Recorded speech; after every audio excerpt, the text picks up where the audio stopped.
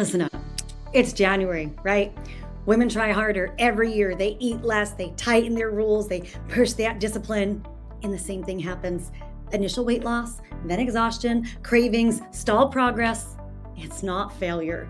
It's your hormones responding to the stress.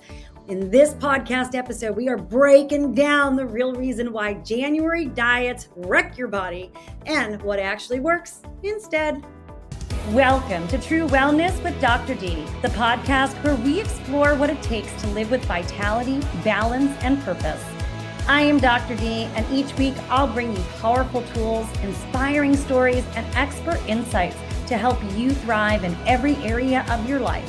From health and wellness to mindset and navigating life's challenges, this podcast is your guide to creating a life of true well-being.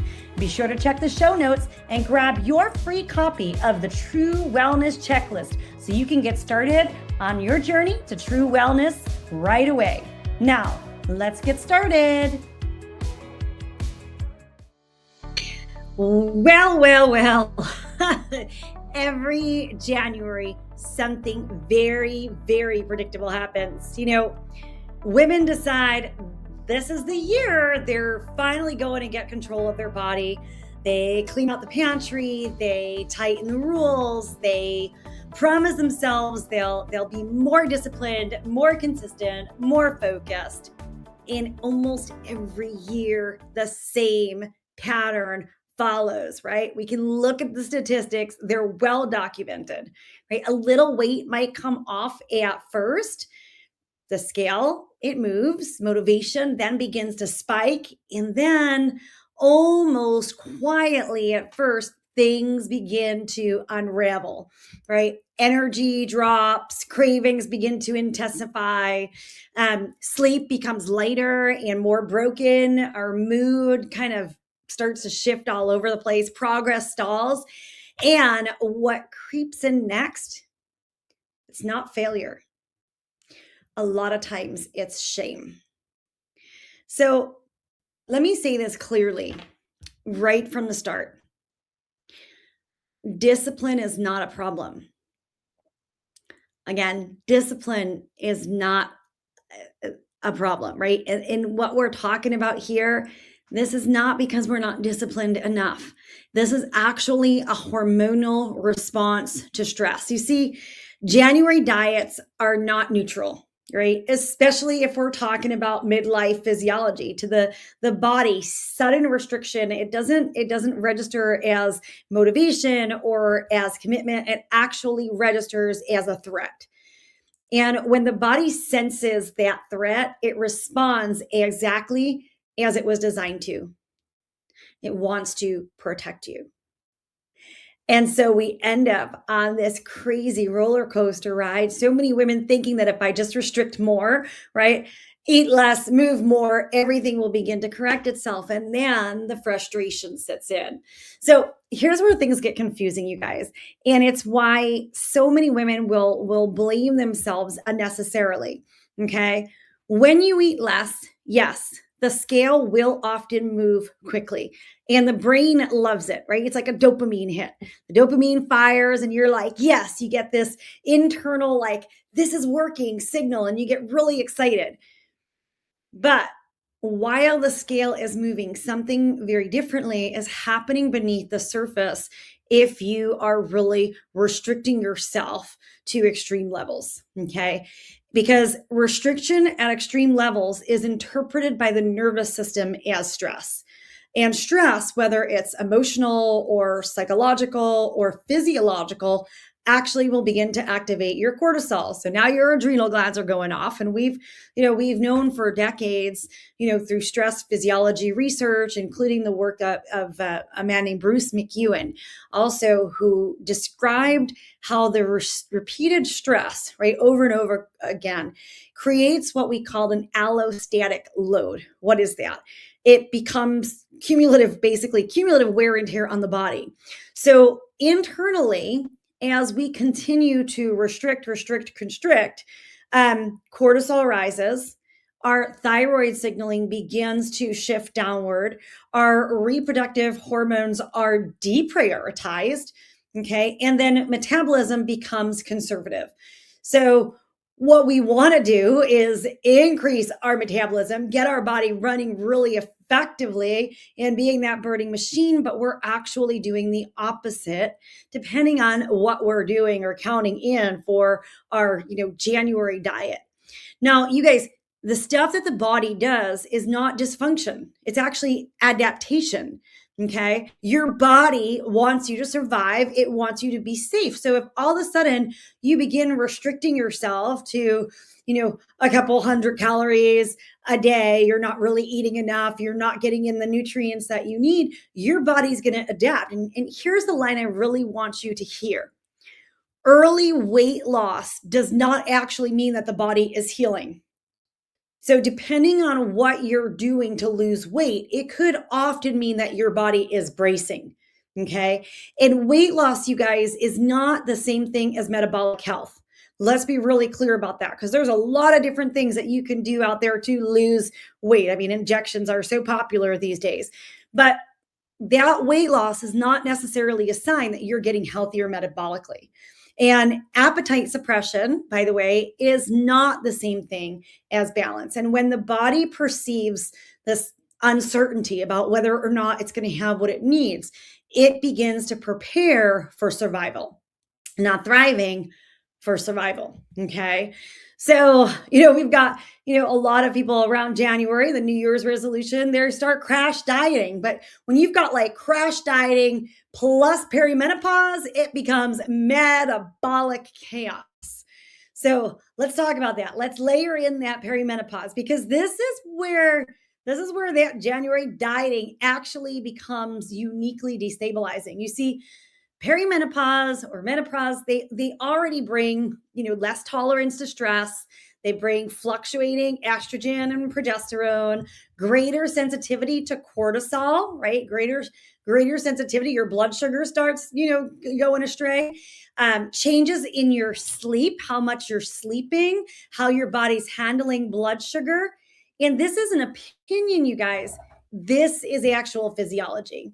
So stress biology research shows us, and there is, I read this book back when I was a student at Columbia, the Zebras and Their Stripes by Robert Sapolsky.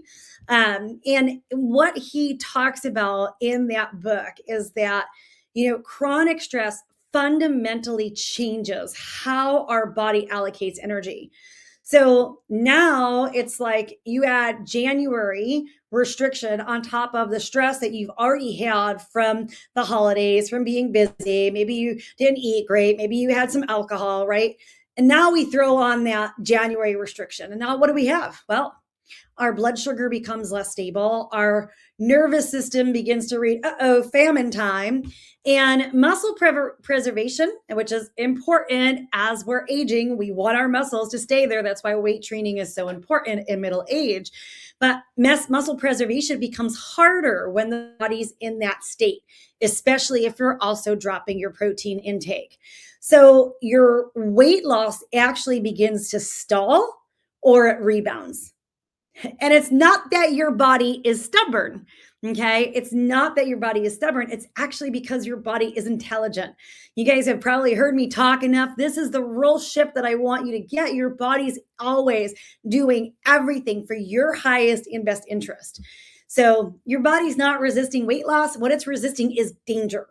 Okay. So if you want to bring in weight loss, things have to shift a little bit differently. And when you can see this and understand this, I think this is when shame actually starts to begin to dissolve. And when that shame begins to dissolve, you can start working with your body, not against your body, bringing it to safety and taking it out of that danger. So let's talk about why the body will hold weight when it doesn't feel safe, okay? And this is one of the most important reframes that you can make, okay? Fat is not just storage. It's protection. It is protection against stress hormones, blood sugar crashes, perceived famine, toxin exposure, right? Because your adipose tissue begins to act as a buffer. So when someone says, my body won't let go of weight, what they're really saying is my body doesn't feel safe enough yet. Okay. My body doesn't feel safe enough yet. And we have to then begin to ask ourselves, what is it that's having the body not feel safe? And here's a truth I teach my clients often. Your body does not release protection in an environment it does not trust, okay? And trust is built through consistency, it's built through nourishment, built through regulation, not force. So think about that. Are you being consistent? Does your body feel like it's being nourished? I always tell people, think veggies, guys, think veggies, right? Think veggies, all those phytonutrients. And are you being regulated? Are you so stressed out that it's hard to, manage your heart rate? Are you taking deep breaths throughout, your day, focusing on getting grounded within your body? These are all important because when you stop fighting your body, it actually stops fighting you back. And a lot of our, clients who come to my practice at South Bay Wellness, and whenever they begin a program with us, there's always weight loss. And when they need to lose weight, right? And they're always so surprised about how easy and natural that weight loss becomes because they're taking care of what their body needs. And we're working through, how do we get that parasympathetic nervous system into play? How do we calm the nervous system, allow the body to actually begin to rest, to digest, to regulate? And that's important. Now, the whole GLP-1 conversation. I know this is a big one, and we can name all the popular injections that people are getting left and right. I know we have clients ask us all the time. In fact, I had a question that came up. If you're in our social media pages, Dr. D or South Bay Wellness, you'll probably see I always put up, ask Dr. D anything. And yesterday, something came up on social media, right? One of the women asked, she said, "Hey, what do you think about GLP medications, Dr. D?" And I was like, "Hey, I'm really glad that you asked this because this question is everywhere." And, my honest answer, you guys, I am not a fan of GLP-1s. Okay. And certainly not for the purpose of weight loss. So, and that's based on the research. It's based on what I see clinically. It's based on clients who have come in new to our practice, who have been on it. They've come after these drugs have actually made them feel worse and not better. So, can GLP-1 drugs actually reduce your appetite, which helps you lose weight, right? Yes, of course they can. Weight loss can happen for sure, but they do not fix the metabolism. What they do is they slow stomach emptying, which over the long term, gastroparesis is a potential side effect, right? They blunt the hunger signals. So your body might be sending you like, "Hey, I need some nutrients," but you're not getting that. And they override the normal satiety cues like, "Okay, I'm full now. I'm full." So weight loss happens because your intake of food drops. Okay. So there is some merit, right? To you lower your calories, you lose weight. That does play a role. We know that. But you're not losing weight because your hormones are getting balanced. Okay. You're not losing weight because your metabolism is healing or your metabolic flexibility improves. I want you to imagine this, right? Whenever you force the body instead of actually partnering with it, there are consequences. Okay. I'll say that again. Whenever you force your body instead of partnering with it, there are consequences. So, clinically, we see that slowed gut motility. We see constipation, nausea, bloating, fatigue, right? Just like pure exhaustion. We see nutrient insufficiency. We see a loss of trust in the body itself. And you guys, this isn't about judgment. It is about physiology, right? And now I think the part that matters the most is your body already produces GLP-1 naturally. You produce it naturally when the environment in your body is right. So, what if we focus on increasing GLP-1s by supporting your body through the process, working with it in conjunction versus battling with it? So, the difference, right, is that this signal when the environment is right and your body's like, okay, let's produce this, it's generated within the system itself. It's not imposed on it. Okay. And that's when the benefits will actually last. Because one of the problems is now you stop injecting yourself and you gain the weight back. And that's, I mean, that is a real concern because it's the antithesis, I think, of what people are looking at. So let's make this tangible, right? Supporting natural GLP-1 looks like feeding safety. Okay. It looks like feeding your body to feel safe, asking your body, do I need this? Does this serve me? Not just suppressing your hunger. Okay. And then think protein plus fiber together. Those are really important. Like a bowl with lentils or chickpeas and sauteed greens and a beautiful lemon tahini drizzle, right? Or quinoa and roasted vegetables, where you're using cooled quinoa. You're like, cool quinoa, what are you talking about, Dr. D? Well, you guys, resistant starches, and I don't think we know enough, people don't hear and understand enough about them. But resistant starch, which occurs when you heat a starch and then you cool it, right? It becomes resistant and not digested the way that a heated starch alone is. So what happens is it actually feeds the gut microbiome and supports the gut derived signaling. Okay. So that's really important. You can do that with quinoa. You can do that with rice. You can do that with potatoes. You can do that with sweet potatoes. Okay. So that can be very effective. Get those into your diet because resistant starches support your GLP-1.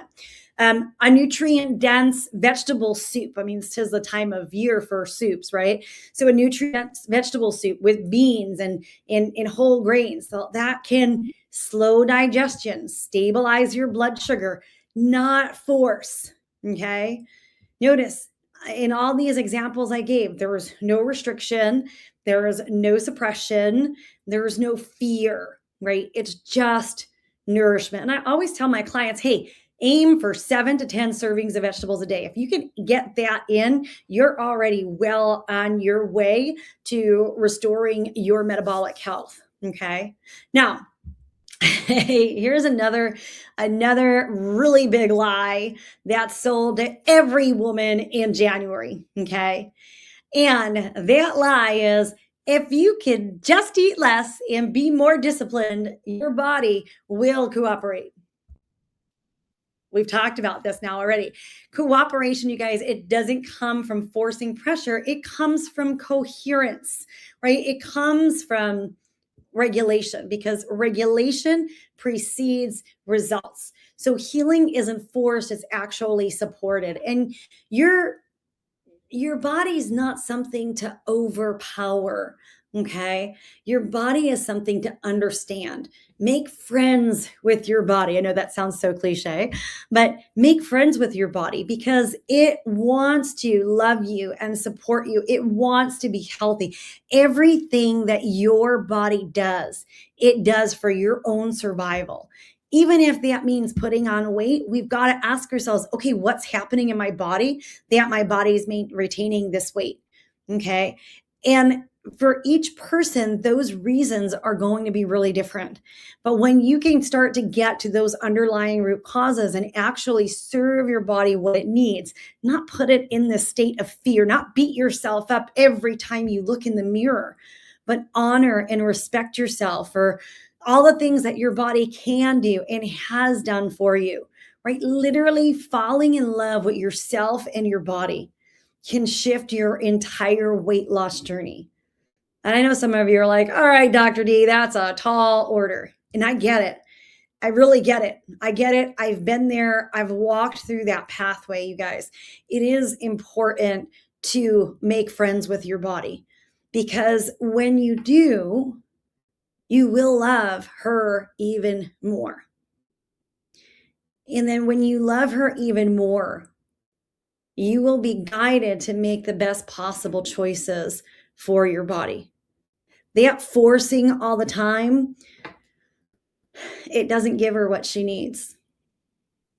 And I know you're like, okay, but that does not make sense by itself, except it does, right? It does. So if everything is energy, right, and you are sending this negativity into your body all the time, being like so annoyed with your hips or your thighs or your arms or whatever, your body hears that, it feels that, and it's going to be so much more difficult to actually release weight. We have an entire program that we run at South Bay Wellness. It's called Body Beautiful, and we spend several weeks just really making friends with our body. It is one of the most powerful courses ever. Second to our in-person retreats, which are amazing. This course is totally transformational. So if you guys want to learn more, you can certainly send South Bay Wellness or send me Dr. D a message, and we'll get you some more information about the next time we are doing that program. But you guys, make friends with your body. Don't let January be the time that you beat yourself up to move yourself forward. Yes, move yourself forward. Yes, make positive dietary choices and transitions. Yes, take care of yourself. Yes, exercise more, drink more water, go to bed. Yeah, do all of those things, but do them from a place of love, not with restriction. So if you're listening and wondering what you should be doing, here's some principles for you to take on, right? For the next your lifetime, actually. I was going to say for the next few months. No, take it on for your lifetime. So number one, stable your blood sugar first. Okay. Stabilize it. Reduce the stress load. Okay. Before you reduce your calories. So lower your stress. Pay attention to your blood sugar regulation. Right? It's not a time to be loading up on sugar. We all know that, right? That's not rocket science. So rebuild trust with your hunger cues. You guys, emotional eating, especially during the holidays, like we start to get into this phase of emotional eating or eating because it's there or treating ourselves. But now take a deep breath. And before you eat something, ask, does this serve me? Does my body want this? Does my body need this? And just listen. If the answer is no, like put it down. And you guys, this is so powerful and it works, but it is like a muscle. You've got to practice it. You've really got to practice it. And the more you practice it, the more you rebuild your trust with your hunger cues. And that is priceless. Okay. And the other thing, guys, talking about stress, like you've got to support your nervous system before chasing fat loss. It doesn't matter if you got the best diet in the world, you're taking the best supplements, you hopefully have gotten a protocol from me, but you're taking the best supplements and you're exercising all the time. If your nervous system is in constant stress mode, if you are always stressed out, if you are not bringing any calm and any grounding to your body, forget fat loss because it's not going to happen. Your body is holding on. So I'll tell you, if January has taught you anything over the years, let it be this, you guys. Forcing change can work short term, no problem. But alignment, self-respect, listening to your body, that works for the long term, way out into the future. And your body, you guys, it's been wanting for you to have that conversation with it. It's been wanting for you to show up and align with it. So it's what I wish for my family, my friends, myself, my loved ones, and for you. Bring yourself into alignment with your body. Pay attention with your body. It loves you. It wants you to thrive and flourish, survive in love, and enjoy every moment of your life. So let this be the year that happens. Pay attention to her and give her the love that she needs. With that, everyone, I'll see you next time. This is Dr. D reminding you to tune into your body, connect with what matters, and embrace the journey to true wellness. If you enjoyed today's episode, be sure to subscribe, leave a review, and share it with someone who's ready to redefine their health. Be sure to grab a copy of the True Wellness Checklist right in the show notes. Let's keep redefining wellness and empowering change together. See you for the next episode.